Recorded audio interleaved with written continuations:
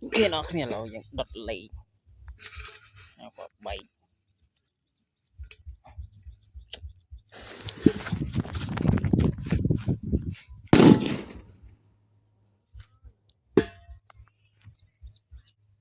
kia nó kia là dạng đột đã chan chẹt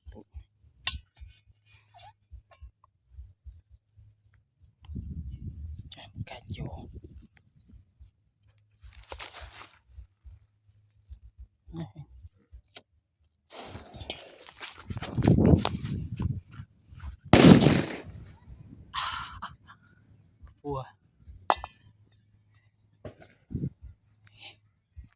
vua kì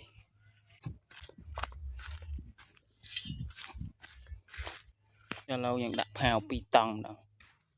các bạn bố mẹ này nó bị họp ăn tiệm mới tiết